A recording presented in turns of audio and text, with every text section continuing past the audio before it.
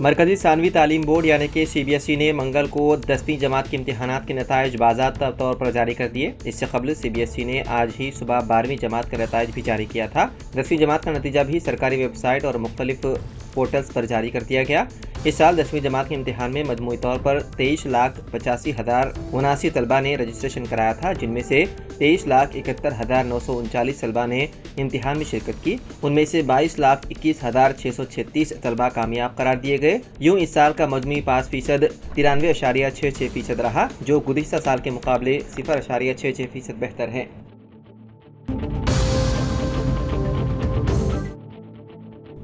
तेलंगाना हुकूमत ने layout regularisation scheme यानी कि LRS फीस पर दी जा रही 25% रियायत की मुद्दत में एक बार फिर तोसी कर दी है। पहले ये रियायत 3 मई को ख़त्म हो गई थी, लेकिन अब इसमें 31 मई तक तोसी करते हुए नए अहकाम जारी किए गए हैं। इस साल फरवरी में हुकूमत ने वन टाइम सेटलमेंट का ऐलान करते हुए LRS पर रियायत दी थी। इब्तिदाई तौर पर उसकी आखिरी तारीख 31 मार्च रखी गई थी, बाद में उसे 30 अप्रैल तक, फिर 3 मई तक बढ़ाया गया। अब एक बार फिर उसमें तोसी की गई है। ज़राए के मुताबिक तकनीकी मसाइल, आवाम की कम दिलचस्पी जैसे अवामिल की वजह से स्कीम की अमलावरी में रुकावटें पेश आई, जिसके बायस हुकूमत को बार बार मुद्दत बढ़ानी पड़ रही है।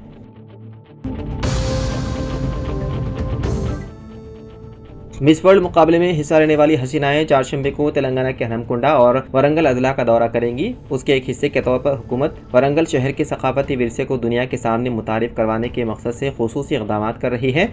महकमा सयाहत इसके लिए वसी इंतजामात कर रहा है। दोनों अदला के कलेक्टर इंतजामात की निगरानी कर रहे हैं। 35 हसीनाओं की टीम सबसे पहले 1000 सुतून मंदिर के फ़न तामीर और मुजस्समे साजी के साथ साथ वरंगल किले का दौरा करेंगी, जहाँ वो तामीराती फ़न के नमूनों का जायजा लेंगी।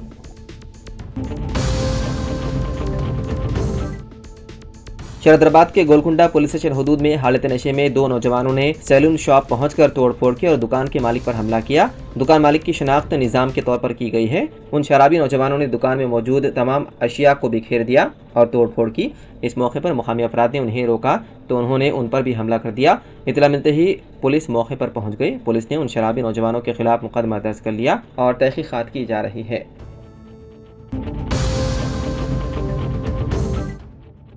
आंध्र प्रदेश के अनंतपुर लोकसभा हल्के के साबिक रुकन डी पुल्लैया चल बसे, जिनकी उम्र 83 बरस थी। वो कुछ अरसे से कर्नाटक के बेलारी में मुकीम थे। वो अपने खेतों का मुआयना करने गए थे। वापसी के दौरान अपने दोस्तों से मुलाकात के लिए गाड़ी से उतरे, जहां अचानक दिल का दौरा पड़ने से वो मौके पर ही फौत हो गए। पुल्लैया का आबाई गाँव अनंतपुर जिले के वजरकोर मंडल का छायापुरम है। उन्होंने 1977 से 1979 तक अनंतपुर लोकसभा हल्के की नुमाइंदगी की। इसके अलावा वो कांग्रेस पार्टी के कन्वीनर के तौर पर भी खिदमत अंजाम दे चुके हैं। इसके अलावा वो कांग्रेस पार्टी के कन्वीनर के तौर पर भी खिदमत अंजाम देते रहे। उन्होंने 1965 से 1977 तक कमली शुगर फैक्ट्री और BDCC बैंक के डायरेक्टर के तौर पर भी खिदमत अंजाम दी।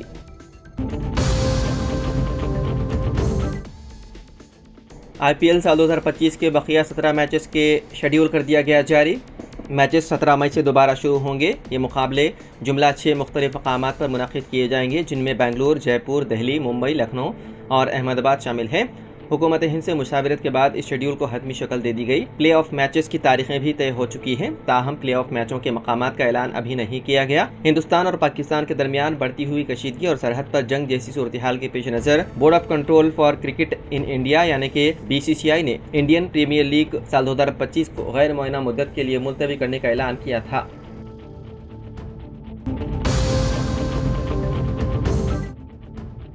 CBSE यानी कि central board of secondary education ने 12वीं जमात के नताइज का ऐलान कर दिया। इस इम्तिहान में मुल्क भर से तकरीबन 17 लाख तलबा ने शिरकत की, जिनमें 88.39% तलबा ने कामयाबी हासिल की। बोर्ड ने मंगल की सुबह ये नताइज जारी किए। तलबा अपनी हासिल करदा नंबरात को बोर्ड की ऑफिशियल वेबसाइट www.cbseresults.nic.in पर देख सकते हैं। इसके लिए रोल नंबर, तारीख पैदाइश, स्कूल नंबर और एडमिट कार्ड नंबर दर्ज करना जरूरी है। इसके अलावा डिजी लॉकर और उमंग मोबाइल ऐप के जरिए भी नताइज चेक किए जा सकते हैं।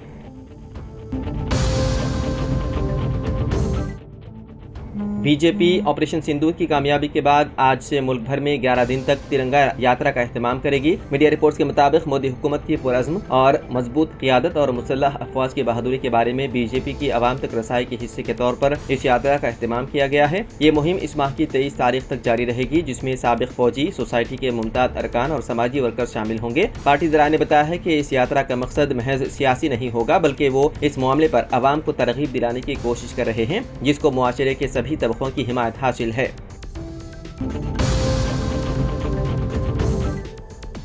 तेलंगाना से ताल्लुक़ रखने वाले एक तारिकीन वतन जो कि कई महीनों से शदीद बीमारी के बाइस वतन वापसी का इंतजार कर रहे थे, आखिरकार अपनी सरजमीन को रवाना हो गए। निजामाबाद जिले के जाकरनपल्ली मंडल के इंतलूर गांव से ताल्लुक़ रखने वाले 38 साल एम बालाकिशन सऊदी अरब के शहर रियाद में एक घर में ड्राइवर की हैसियत से काम कर रहे थे। 4 माह कबल उनकी तबीयत अचानक बिगड़ गई और वो बेहोश होकर गिर पड़े। उनको सऊदी कफील ने फौरी तौर पर अस्पताल मुंतकिल किया, जहाँ बर वक्त इलाज से उनकी जान बच गई। उनके दिमाग की नसों से मुतालिक महंगे ऑपरेशन भी किए गए। वहीं उनके घर वालों ने बालाकिशन के वतन वापसी के लिए तेलंगाना के आमूर हल्के के रुकन असम्बली राकेश रेड्डी से राब्ता किया। उन्होंने हिंदुस्तानी सिफारतखाने और सऊदी अरब में समाजी कारकुन की मदद से उन्हें वापस लाने की कोशिशें शुरू की। बालाकिशन के दोस्तों ने भी तेलंगाना NRI फोरम के सदर अब्दुल जब्बार से राब्ता किया। उन्होंने सिफारतखाने और सऊदी कफील से हम आहंगी के साथ काम करते हुए पीर के दिन बालाकिशन को वतन वापस भेजने का इंतजाम किया। अब्दुल जब्बार ने बालाकिशन की वापसी में ताउन करने पर भारतीय सिफारतखाने और सऊदी कफील का शुक्रिया अदा किया।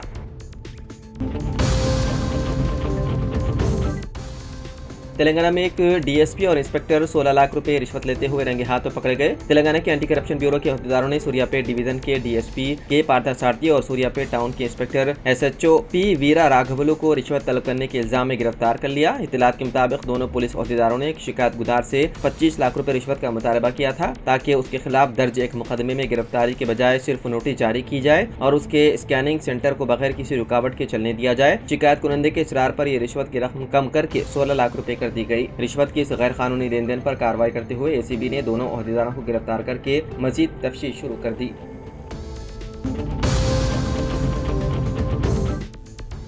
तेलंगाना हुकूमत ने मौजूदा राशन कार्ड्स में तकरीबन 17 लाख नए नामों का इजाफा किया है। फरवरी और मई के दरमियान राशन कार्ड के इस्तेफादा कुनंदगान की फहरिस्त में इजाफा किया गया। सरकारी दलाल के मुताबिक जिन नए नामों का इजाफा किया गया वो साबिक में आरोग्यश्री स्कीम से इस्तेफादे के अहल नहीं थे। राशन कार्ड में नाम की अदम शमूलियत के बाइस वो स्कीम से इस्तेफादे से महरूम रहे। तेलंगाना हुकूमत ने 2 किस्म के राशन कार्ड जारी करने का फैसला किया, एक वाइट राशन कार्ड, दूसरा पिंक राशन कार्ड, लेकिन स्कीम पर अमलावरी का आगाज नहीं हुआ। कांग्रेस हुकूमत ने फरवरी साल 2025 में मी सेवा मराकज के जरिए राशन कार्ड की दरख्वास्तों की वसूली का आगाज किया था, जिसके तहत 1,51,000 नए राशन कार्ड जारी किए गए। नए राशन कार्ड के तहत दर्ज नामों की तादाद 3,24,000 बताई गई है। इसी तरह मौजूदा राशन कार्ड में 13,73,000 नामों का इजाफा किया गया। मौजूदा राशन कार्ड में नामों की शमूलियत के लिए दरख्वास्तें गुज़िश्ता 8 बरसों से ज़ेर इल्तिवा थी। इस मुद्दत में 21 लाख दरख्वास्तें दाखिल की गई। हुक्काम ने नामों के इजाफे के बाद फरवरी और मई के दरमियान नए राशन कार्ड जारी किए। 17 लाख नए नामों की शमूलियत के नतीजे में महाना 6,952 टन फाइन राइस की इजाफी सरबराही करनी होगी।